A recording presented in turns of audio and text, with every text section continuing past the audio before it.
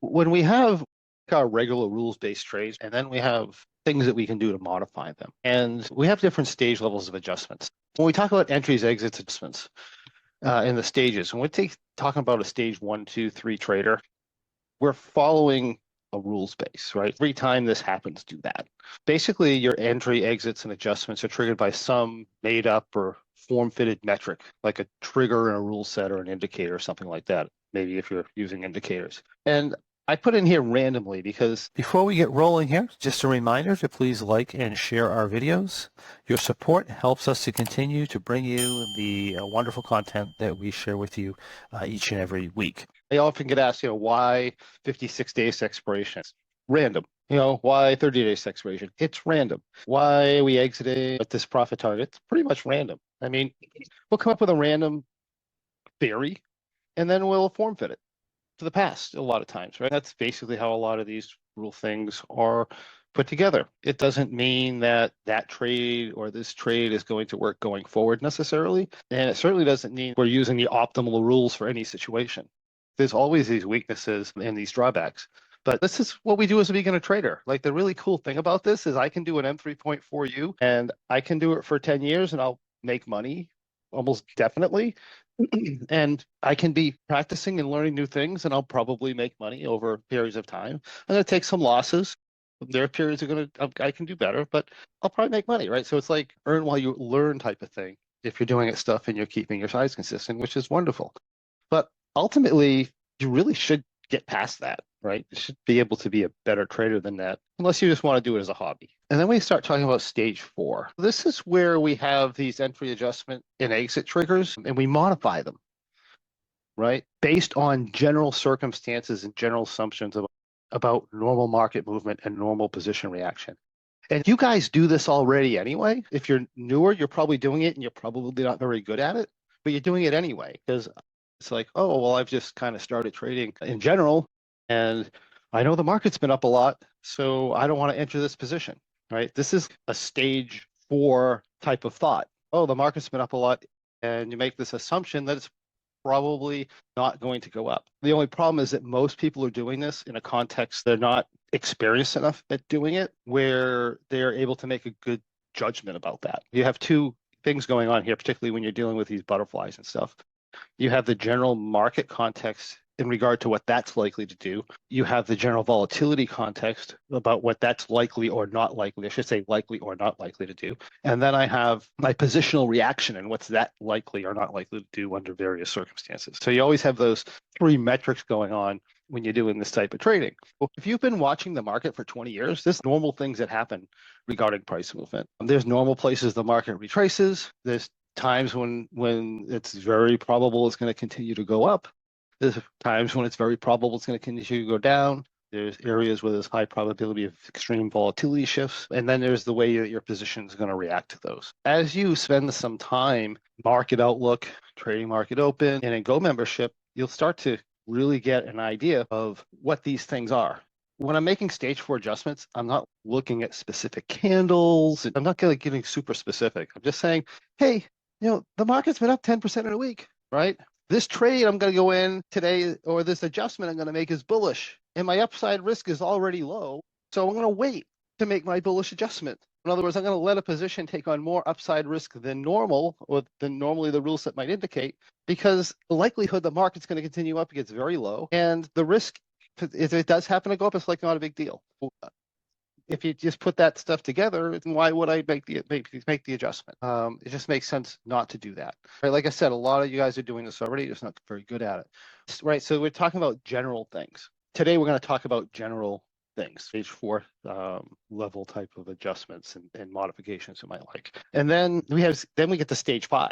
And this is when we adjust these entries, exits, and adjustments based on very specific circumstances. It's like, I had this candle put in, I'm at this level, it's going to drop down to here in the next 2 days, and then it's probably going to bounce, right? I'm getting very specific at that point. You can't get specific if you don't have the skill set to do so. You're just going to screw things up probably. You'll get there. It's just you need to take the path to get there. It's like telling an 18-month-old and you're expecting them to run across the parking lot and then jump over a sand pit. It's like they don't have the skill set yet. Your 13-year-old could do that, but the 18-month-old, you can't do that. They don't have the skill set.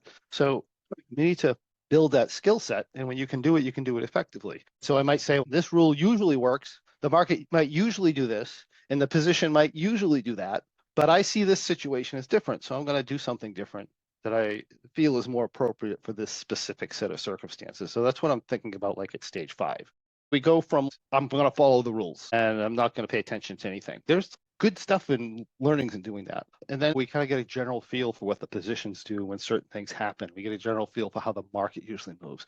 We get a general feel how implied volatility usually moves. And we start making these decisions based on, oh, I know this is generally probably what's going to happen. It's not going to happen 100% of the time, but it'll probably happen 70% of the time. And if something happens 70% of the time, that's an advantage, right? So we can use that to our advantage. And then, like I said, after you've done that for a while, you start to pick up more things, and then you can start to make more specific modifications based on the situation. Does that make sense, Stephen? Yes, it does. Yeah. I just wanted to make the comment that people have to recognize that, when you made the rules for any of these systems, but, let's say the M34, it's not like you ran it through some software, a Monte Carlo software, and ran a billion simulations to come out with the most optimal delta guidelines. It was just your experience and your background and knowing how the market moves and how options behave. And you selected a range of delta that keeps people safe while they can learn how to properly trade. So it is somewhat random in that sense. I think that's really key for people to kind of break the chains from that. There's nothing magical about those delta limits, right?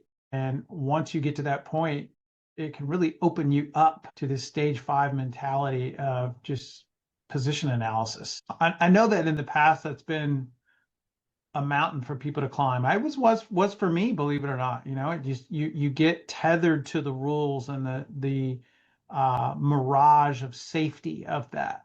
Yes, it's a conservative trade. They're all conservative. It's like the M3, right? It was never supposed to be a trade. It was supposed to be a learning vehicle. I think that's important to point out.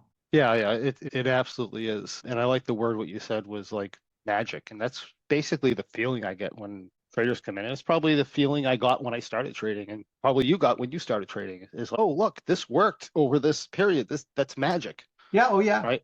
Yeah. And I don't understand what I'm doing. And people think that they can understand what they're doing by following trade alerts. So you have one extreme of the person or the trader who comes in and says, oh, I'm just going to follow this alert service and I'm going to make money and I'm going to learn how to trade. Well, that's like saying, well, I'm going to turn on my light switch and I'm going to learn how electricity works. You have no idea. Just because you can turn a switch and a light light up, and it happens most of the time unless the power's out, right? Where the switch goes bad or something else goes bad, it doesn't mean that person knows anything about electricity.